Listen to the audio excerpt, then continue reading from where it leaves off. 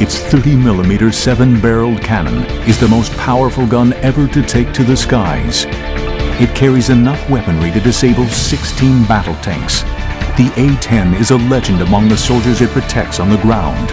So take a flight over the battlefield with the A-10 Tankbuster, now on Modern Marvels.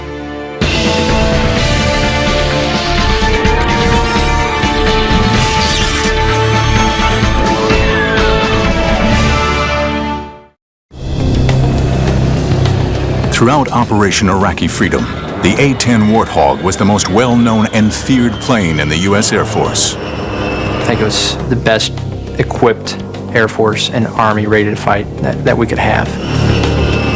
Its ability to work in close support with ground troops, to take out enemy positions and tanks, and to act as a spotter plane made it a linchpin in the victory over Saddam Hussein and his regime. We're kind of like the insurance guy up there, or the 911 force. When they need help, they call, and that's who they expect to be there. But for the vision of a handful of men, this aircraft was almost never built.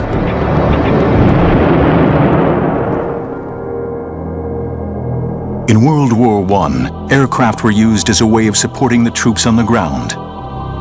In facing down resistance, the planes were called in to either bomb or wipe out the enemy. Close support in cases of mobile warfare, of moving fronts, of fast-moving combat, whether it was retreat or advance, close support was overwhelmingly important. In those situations of battlefield chaos, where it's very hard to get good artillery support, suddenly airplanes become overwhelmingly important and overwhelmingly effective. During the Second World War, fighter bombers such as the Typhoon, the Tempest, the Mustang, and the Thunderbolt I were used in close air support roles very effectively. But one single aircraft was feared as the ultimate close air support machine. The German Junkers 87 dive bomber, nicknamed the Stuka and fitted with a screaming siren. It demonstrated the most effective use of close air support ever seen.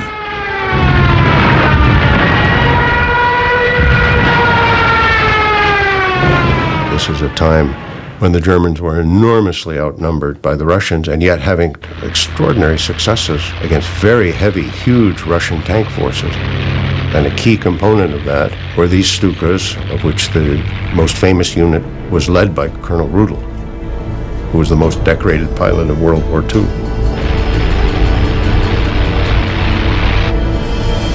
Colonel Hans Ulrich Rudel's unit wreaked havoc on the Russian front, with Rudel himself destroying 511 Russian tanks.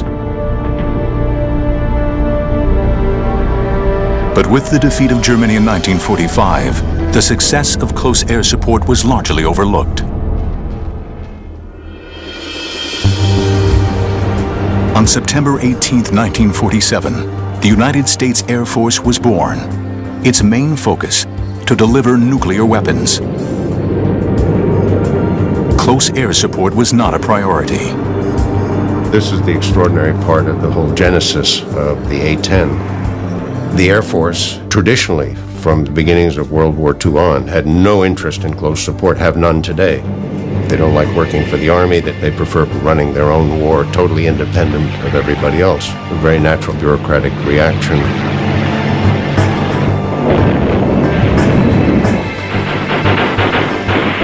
During the Vietnam War, the Air Force had to rely on aircraft such as the A-1 Skyraider to protect its ground forces.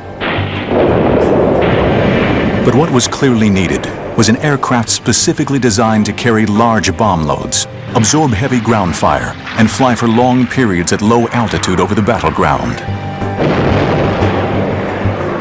Taking the initiative, a group of highly skilled engineers at the Pentagon came up with the specifications for a close air support aircraft, with the hope that the Air Force would eventually see the light.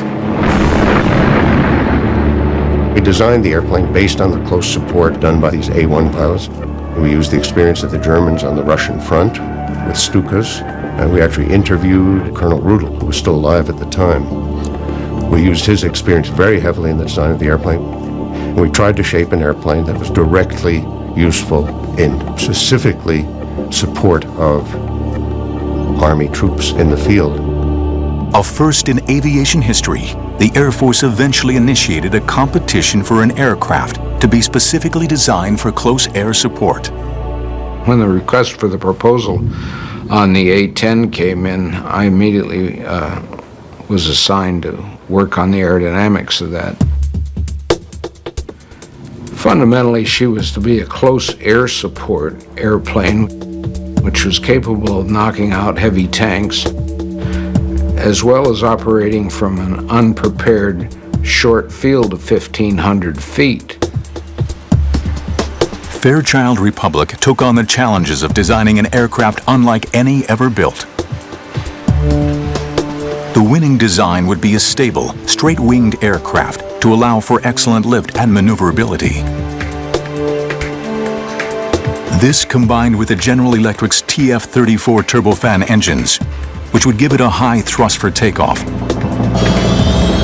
and a low fuel consumption to enable the plane to have loiter capabilities essential for the role.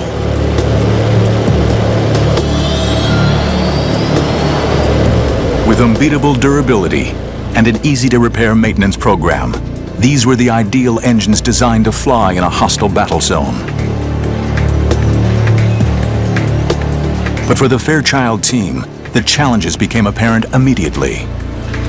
The typical way to build a jet airplane, and the reason that all jet fighters are impossible to use in this close support mission, because they all have fuel wrapped around the engine. Once you have fuel wrapped around an engine, a .22 rifle will kill you. One of our very first design rules was the fuel had to be someplace other than the engine. Not only was the fuel safely stored in the fuselage away from the engines, the fuel tanks also had unique built-in fire suppression capabilities.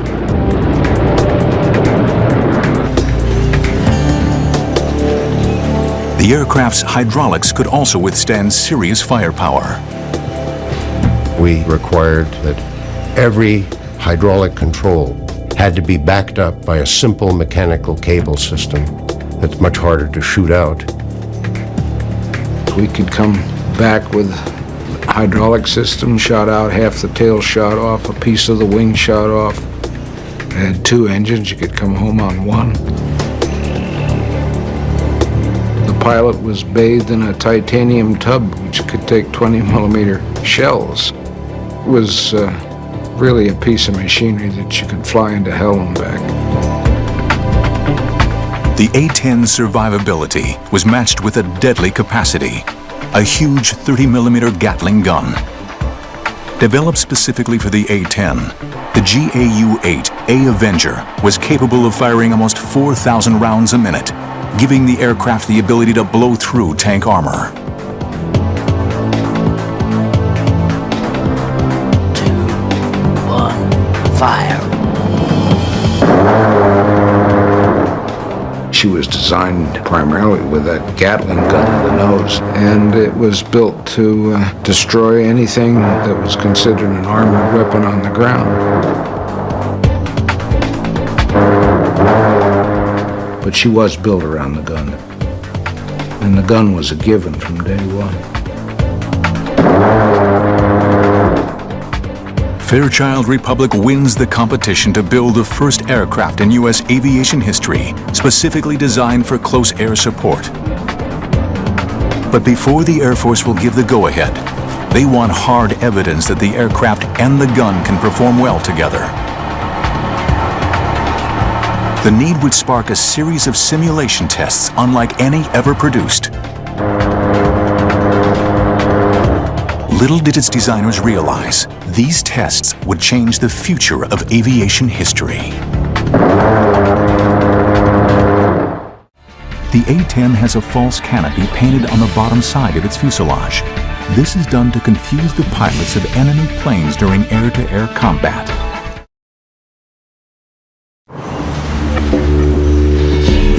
After a heated competition, Fairchild Republic has produced the ultimate piece of machinery to perform the role of close air support.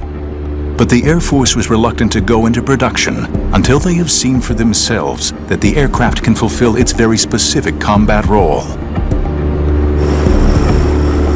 In a series of amazing tests, the A-10 and its remarkable gun are put through their paces in an effort to create a full-on Cold War battle scenario. We had secretly assembled what we proudly boasted at the time was like the third or fourth largest tank army in the world.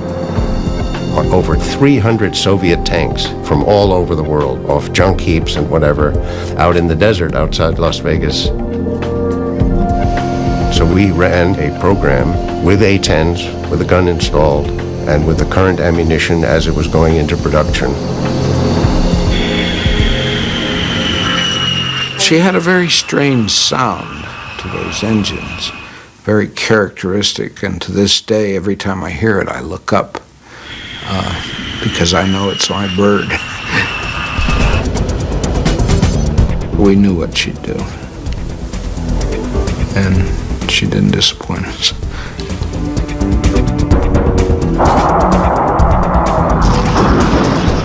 We did a meticulous series of tests, attack after attack, checking tactics, checking burst lengths, all these details to see how effective we were against tanks. We learned an enormous amount about it. The most important thing we learned was that this weapon had unprecedented effectiveness.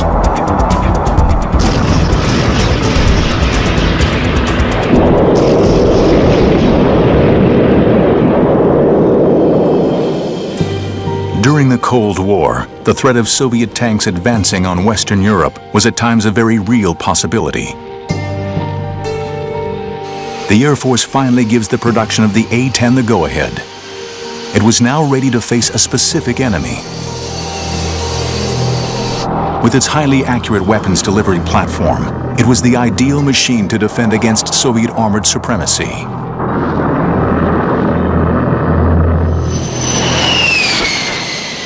The first A-10 arrived at Davis-Monthan Air Force Base in Arizona in October 1975. Immediately christened the Warthog, the A-10 was admired for its simplicity and ruggedness rather than its good looks. It's kind of an ugly only a mother could love is probably the way most of us describe it. It's that ugliness is what makes it so tough. It's very rugged. People can compare it to like a Jeep or a Hummer or something like that. It's thick, it's big, everything about it is boxy, and it looks very strong and sturdy. It's almost guaranteed to bring the pilot back alive. But with a top speed of only 420 miles per hour, high-set twin engines, and squared-off slab-like wings, the A-10 was a far cry from any streamlined jet. It's pretty awe-inspiring. It was so much bigger than the aircraft I'd flown in pilot training. It felt huge and it felt big getting into it. And it was also intimidating just because first time you fly the airplane, you're by yourself, but it was definitely exhilarating at the same time. The single-seat cockpit is surrounded by a large bubble canopy to provide all-around vision and a bulletproof windscreen. I love single-seat cockpit. That's one of the reasons that I was enticed by the A-10. No one looking over your shoulder, no one telling you what to do. You put the aircraft where you want to do it and you employ it in the fashion that you want to employ it. It's all personal, and you are the master. I think the first time that was one of the things that surprised me. It took itself right off the runway for the most part. Once it hits the speed it wants to fly, it just lifts up and away. And I think it probably has to do a lot with the big straight wing, positive camber on the wing. It wants to fly. The plane reacts to you. It's like you kind of strap on the plane itself, and it's an extension of you, and it flies. It has a feel of a real stick and rudder. The A-10 is known for its tight turn radius, so it can turn on a dime. You can even look at the ground as you're turning, and it looks like you're just turning in space. Straight wing lets us turn very, very tight. So even though we're going slow, we've got a very small turn radius, and we can very quickly move our flight path so that we can dodge all those, the AAA and the surface-to-air missiles. But it's the challenge of the unique close air support role that's the main attraction to the A-10 pilots. It's an environment where anything can happen at any time. The mission that we do is not a rote mission. You don't come into it knowing exactly every single thing that's going to happen from the time you take off to the time you land. Once you get in the air is where it starts actually unfolding, and you have to react to that. You hear American voices on the radio screaming because they're taking fire and that there are people dying. Their artillery can't get the enemy. They call in the A-10s. Flying of the airplane has to become secondary. Now you're trying to employ the weapon system, and that's where it gets complicated. We get maps spread out in the cockpit, and we're still trying to talk on the radios and keep from getting shot at.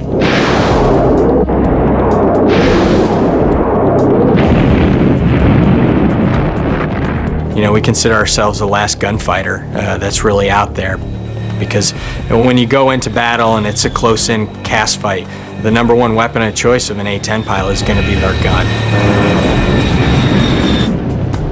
The weapons delivery system incorporates a heads-up display, or HUD, that provides the pilot with the references for flight control and weapons employment. It's incredibly accurate for a gun system, and probably one of the most flexible weapon systems in the world. It's just point and shoot, just like you'd imagine a revolver in your hand. You point it where you want to shoot it, you pull the trigger, and that's where the bullets are going to go. When you roll in and you pull the trigger for the first time, you get excited and the adrenaline starts pumping through, and I had the biggest smile on my face. What a feeling shooting the gun. I mean, the whole airplane shakes. The first time I fired the gun, you know, I had to come off the trigger because it scared me, because I couldn't believe something like that could come out of the front of the airplane, all the flames, the smoke. Its 30mm bullet is the size of my forearm, and that smell of gunpowder, you get that in the cockpit after you fire the gun, and it's just incredible. You get a little bit of a high from it, I think, sometimes. It smells like victory. But it would be some time before the pilots would use their guns in anger. With the ending of the Cold War, the tank fleets of the Warsaw Pact no longer seemed like a threat. And the U.S. Air Force plans to withdraw the A-10 fleet from service by the 1990s. But with a serious situation brewing in the Middle East, all that is about to change. The Warthog was about to play a key role in bringing down one of the most destructive individuals in history. Fuel for the A-10 is held in a self-sealing compartment that's protected by internal and external foam. This holding cell will automatically repair itself if hit by a bullet of up to 23mm in size.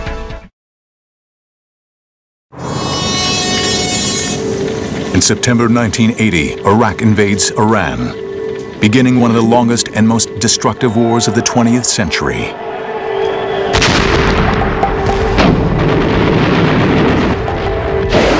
After 8 years, the basic issues dividing the countries remain unresolved.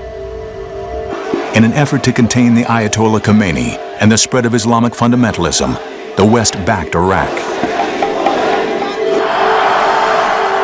Saddam Hussein, the Iraqi dictator, built a formidable war machine, bolstered by the Soviets and the West,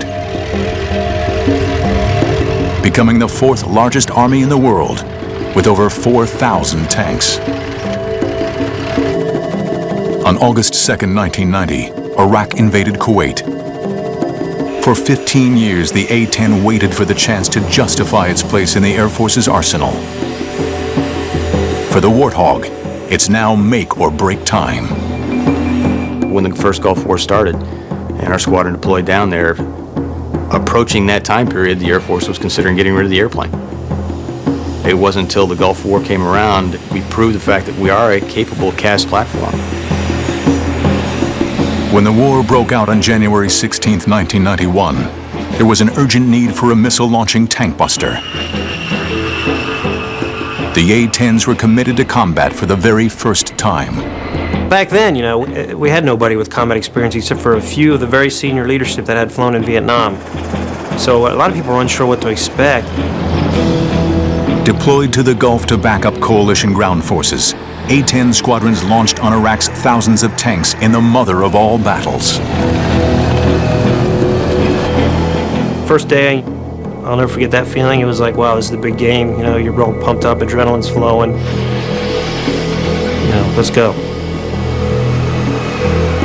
You know, you go in, we hit a target, and I remember looking down and going, what's all that glittery stuff down there? And sure enough, it was, you know, them shooting. Oh, whoa, they're shooting at us. And that's when it kind of hit you, you know, this isn't just training anymore. The way that I saw the Iraqis working is, if they knew we were going to hit something, they moved it. And they played lots of shell games. And it's kind of like, you know, where are they hiding it now?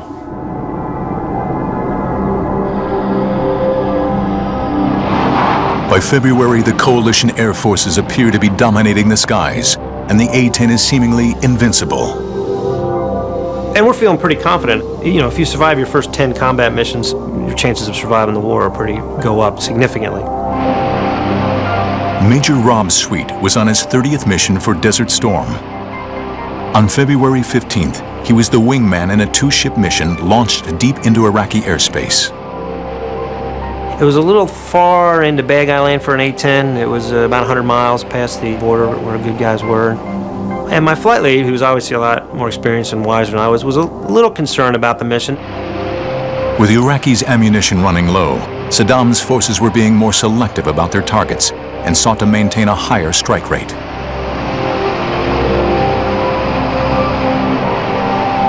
So we said, all right, well, we won't hang out as much at the target. We'll take 2-3 passes and then we'll leave, go somewhere else. There's a formation of tanks in a circle about 3 miles in diameter, no craters anywhere, and we were kind of aware that maybe these were plywood dummy targets. Sweet's flight leader rolled in to take a closer look at the target and then clears his wingman in. For Sweet, what began as a routine mission was about to turn into his worst nightmare. As I'm coming off, sure enough, here comes the SAM. Oh, whoa, that ain't good. But if you see it, you can beat it. So I saw it, put out some chaff flare, I kind of pulled around it, and it missed, sure enough. But it was close. In fact, that is as close as I'd ever been come to getting hit by anything. So I went from being, whoa, that scared the living daylights out of me, to losing my professionalism somewhat and getting really pissed off at this guy for scaring me. So he was going to die for doing that. As I was rolling in, I felt a loud bang in the airplane, and I went, ooh, that isn't good. And I looked back, and I didn't like what I saw. Most of my right wing was gone. It was on fire. Thinking to myself, okay, bad hit, but there's still some wing on there, and I should be able to fly it out of there, and the A-10's pretty rugged. The Iraqi missile, which would have destroyed most other fighters, seriously cripples the A-10. The plane enters a steep spin/spiral, starts spiraling on down. I'm throwing switches trying to recover. I'm yelling, yeah, I can't recover, and then I start to panic. And I remember just seeing a desert coming up like this. Time to get out. The Aces II ejection seat is a fully automatic catapult rocket system. Once ejected, the parachute automatically deploys. I'm coming down on my parachute, and I see my A-10 hit the ground. And that was kind of disturbing.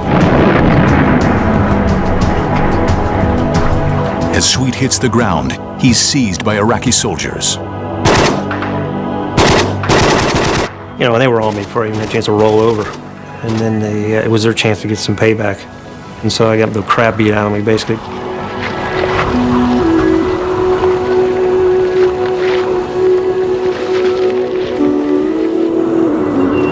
He's taken away to a command bunker and interrogated. I thought I was going to get shot at any moment, It took me about 3 days to figure out that, hey, they weren't going to just arbitrarily execute me. It was worth something to them, propaganda or intelligence or something. In March, Major Rob Sweet is eventually released as part of the prisoner release program. This is when I found out what happened to my flight lead. After I had been shot down, my flight lead had been shot down. And it turns out he never got out. Lucky to be alive, he spent 4 months recovering from his ordeal. If I would have been flying any other fighter when I was hit by the SAM, and it was a bad hit, I'd be dead right now. But despite this, the aircraft proves more versatile and better able to survive over enemy territory than anyone expects. During the 40-day conflict, the A-10 force destroys 987 tanks, 926 artillery pieces, 1,355 combat vehicles, 10 fighters on the ground, and 2 helicopters shot in air-to-air engagements. The A-10 earned a new nickname, the Tankbuster.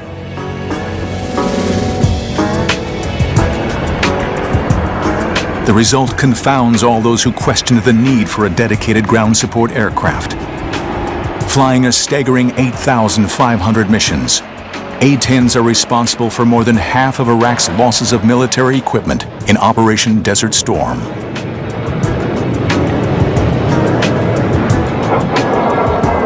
Tragically, this remarkable record is marred by a number of incidents in which coalition forces are mistakenly attacked by A-10s.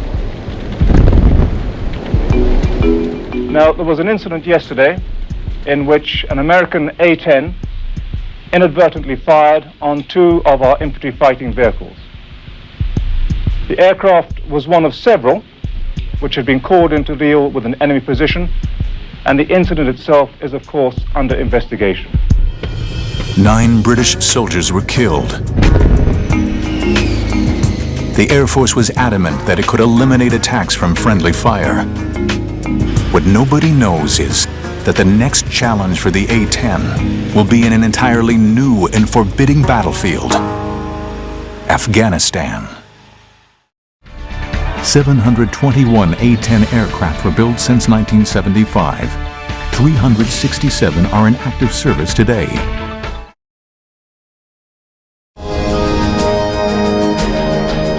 The A-10 proved itself a success in Desert Storm.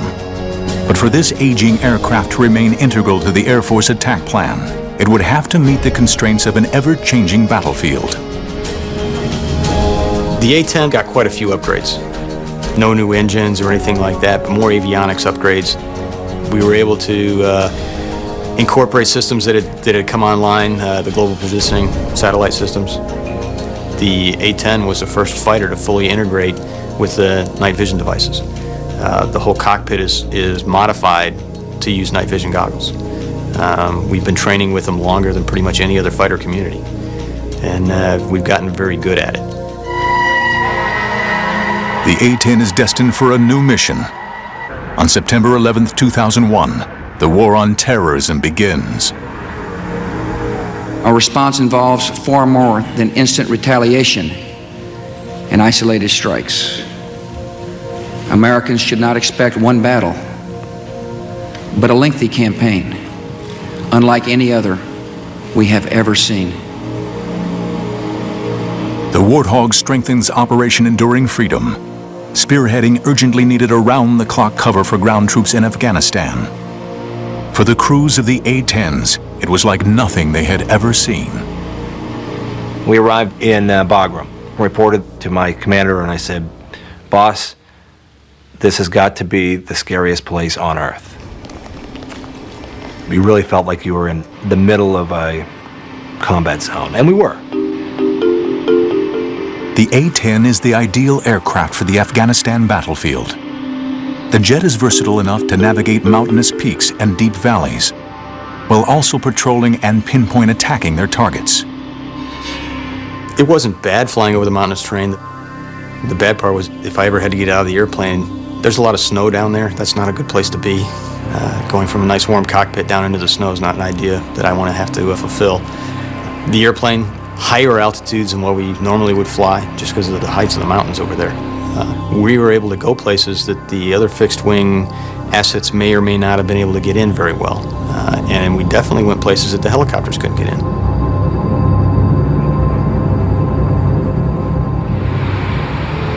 Around the clock, the Warthogs support regular and special forces soldiers while combing the mountains of Afghanistan for enemy rocket launch sites and mortar posts. As its pilots soon realized, every mission would test their training and their wills to the limit. We showed up just past dark and got a brief, was handed a set of maps, and was told, hey, there's a lot of ground guys who are in trouble. Go out there and do what you do. Didn't have a whole lot of situational awareness on what was going on the ground. So, and when we checked in, the radios were just going crazy with guys calling for close air support. Your pulse rate goes up.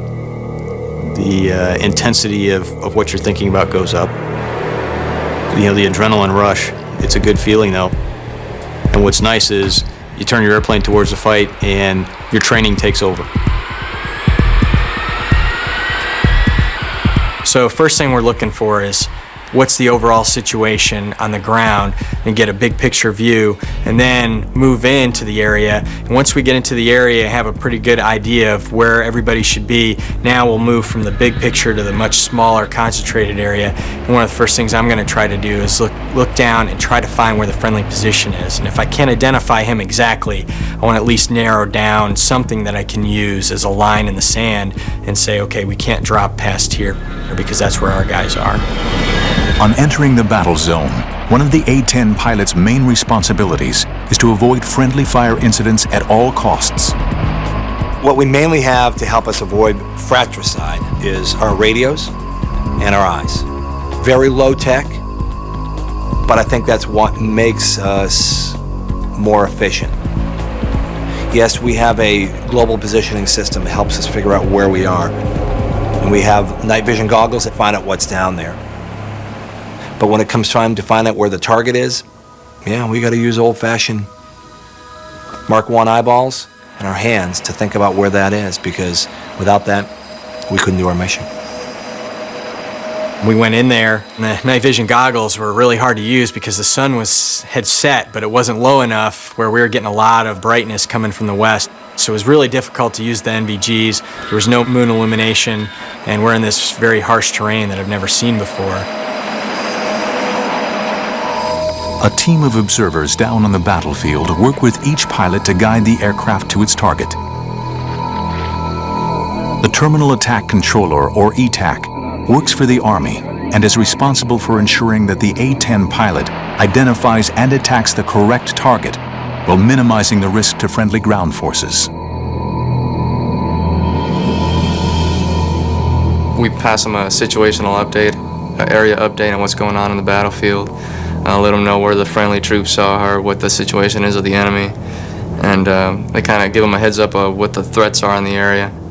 We'll pass them all that information, they'll copy it down, they work their little magic in the cockpit. The A-10 is linked to the ground commanders by an Army radio network, which distributes data throughout the battlefield. He said, hey, here's where we are, and I need you to put some ordnance down 700 meters from us, which, that was eye-opening. And so we took that distance and rolled in and put a couple of 500-pound bombs down, and it immediately quieted the target area. It's kind of like a large dragon breathing fire. That's what I could see, it sounds really loud. Like a dinosaur, really, raining lead from the sky. Like guardian angels, A-10s continue to fly over Afghanistan, protecting their friends on the ground until the war against terrorism ends. But an old enemy was waiting in the wings. States like these and their terrorist allies constitute an axis of evil, arming to threaten the peace of the world. The need for the A-10 would reach its climax in March 2003. Saddam Hussein's horrific regime is reaching fever pitch. This time, it would take an army with the A-10 on the front lines to bring him down. An A-10 fighter is still capable of flying with 10 feet of its wing missing and half of its tail gone.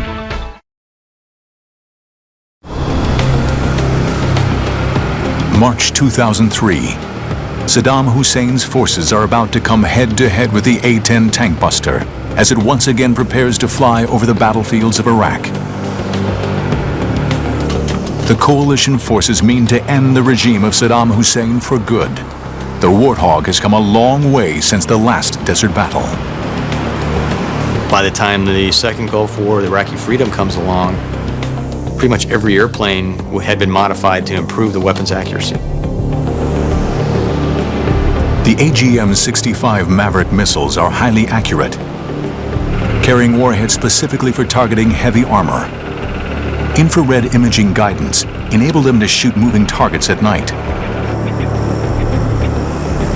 Combine these with the already large weapons load and the special laser targeting pods, and the Warthog is better prepared than ever for its deadly role in Iraq.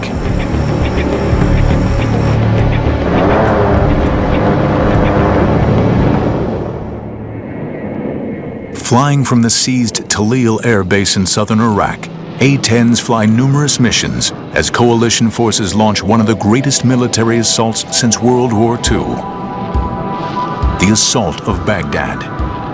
For the A-10 crews, it would be the challenge of a lifetime. We were flying up towards Baghdad. We were excited to go up there, but the hair on the back of our necks was standing up, and your heart was beating really fast. I actually said a lot more prayers stepping into the cockpit that day. There's all those different emotions running through your mind, and you're saying, please, let me do what I'm trying to do and do the right thing. Calling the Warthogs to their targets is another essential member of the ground command team, the Forward Air Controller, or FAC. A-10 pilots take turns to carry out this job, using their specialist knowledge of the mission in the air to coordinate with the soldiers on the ground. We go to a battalion and we speak Air Force to the Army. We make sure the no fratricide occurs. Air Force doesn't shoot the Army, Army doesn't shoot the Air Force. Keep them deconflicted, but then secondary to that is make sure that those A-10s affect the battlefield for the Army. Everyone's talking, just trying to get permission to actually execute the attack. And those sound like simple questions, and this sounds like, pick up the phone, ask, but when you're asking one airplane who's relaying to another guy who's probably, 400 or 500 miles away, sitting in a room somewhere, it takes time. And, oh, by the way, every aggressive fighter pilot in Iraq at this point is making the same phone call, trying to get permission. Thanks for the work, sir. You got your lead. The FAC is the A-10 pilot's first point of contact on arrival in the area. Part of his role is to provide the pilot with the target coordinates with pinpoint accuracy. It sounds cold-hearted, but it's very systematic, They tell us the targets, we find the targets, we kill them, we report it's killed, next target. And it just goes, next target, next target. On arrival over the battlefield, the A-10 pilot often has to use basic technology to locate exactly where the target is. In pilot Eric Yahimowitz's case, an Iraqi missile site. I went down with the binoculars and was searching the target coordinates. The 6 missile launchers weren't where they were supposed to be. So it took me a little while to search the area. The Iraqis had moved them probably about half a mile to a mile away. I'm thinking to myself, okay, I don't know if that radar operator sees me with that missile, but I see the target next to it, and it was just an awesome feeling. Your focus then, all of a sudden, is into this one little area is what you're looking at. As you roll down, pilots call it the chute, or when you roll in to employ, that's it, the whole world melts into just this little area. And I was able to lock this thing up and fired that missile, and it came screaming off the rail. From over 17,000 feet, the long-range 300-pound launch and leave Maverick missile travels to its target. For Yahimowitz, the seconds seem to go on forever. I'm waiting and I'm thinking, oh man, the missile went stupid. It went flying into Iran. It should have hit by now. And I'm like, oh man, I'm in trouble. It just felt like an eternity. It is surreal. You're so far up, it's hard to hear anything on the ground. You're so used to hearing the jet. It's like the white noise of having a fan in the background. But then all of a sudden, boom, just a massive explosion, and it is totally elation. Now I know I got him. You pull off, get a little more altitude, and then turn back and take a look. And it's a little fire show for you. It's just so professional, it's unbelievable. There's not a lot of hooting and hollering, and you know, it's not like Top Gun, people screaming yeehaw. I mean, it's war and people are dying and everyone knows it. You know, we're sitting on the edge of our seats concentrating that we don't get shot down for once, and then that we don't hurt the wrong people. Going in there, I said I have two objectives. 1, zero fratricide. 2, affect the battlefield. And they were in that order. My number one goal was to prevent fratricide. Knowing where the friendly forces are is paramount if the A-10s are to protect them. And losing sight of troops on the ground can lead to mistakes or deadly friendly fire. As a fighter pilot, that's our first job, to find out, is there anyone out here that we don't know about? You know, it comes down to a fight with friendlies nearby. Weapons release is going to be authorized by the guy on the ground. So you have to have that warm fuzzy, that you've got the complete picture, that you know these are friendly troops, those are enemy troops. But even with all the advantages of modern technology, relying on this alone can seriously jeopardize the troops on the ground. Yes, there are technological ways. There are also old school ways, giving a good talk on, making sure you're confirming with that aircraft that he really does see the friendlies. There's 1,000 ways to make sure that he's looking at the right thing and you all are on the same page of music. And I used every single one of them, because I'd rather drop 0 bombs and have 0 fratricide than drop 1,000 bombs and have 1 be on a friendly position. Despite the fear of horrific friendly fire accidents, the feeling of flying the plane is the love of every hog driver and the reason for signing up. It's no race car, you know, it's not the Porsche, you know, it's not even a pickup truck. In such a neat airplane, because I feel like I'm flying with the seat of my pants. I can feel everything that's happening to the airplane. None of it's magic, it's all me. Whatever it does, I made it do. The 60 Warthogs deployed for Iraqi freedom dominate the skies, firing an incredible 311,597 rounds of 30mm ammunition. The flying gun performs amazingly. We lost a few folks in the first Gulf War. We didn't lose any in the second. Lost airplanes, but we didn't lose people. That's a testament to the aircraft itself. If I had to be in an airplane and be shot at, the A-10 is the only one I want to be in. The A-10 is an awesome airframe, and the fact that it works with you and it feels like it's a part of you, and it's one of the only airframes left that it's true flying. You can feel it fly. The A-10 means close air support at its finest. It's been my home now for 8 years, and I love it, and I hope I get to stick with it, and I hope we get the upgrades we want to take us into this next century and keep supporting the Army. But I think it's just an awesome weapons platform. It fills a specific niche, and it does it really well. Able to keep flying with battle damage that would cripple many other designs, and lethal to any armored vehicle in service, the humble Warthog of the 1970s has come to rule supreme over the digital battlefields of the 21st century. Due to remain in service until at least 2025, the A-10 Warthog has proven itself to be one of the most effective aircraft ever flown in the U.S. Air Force, and a legend to those who've flown it. She is not very clean when it comes to protuberances and bumps, and so she's not the sleekest looking piece of machinery that I ever designed. But she got the job done.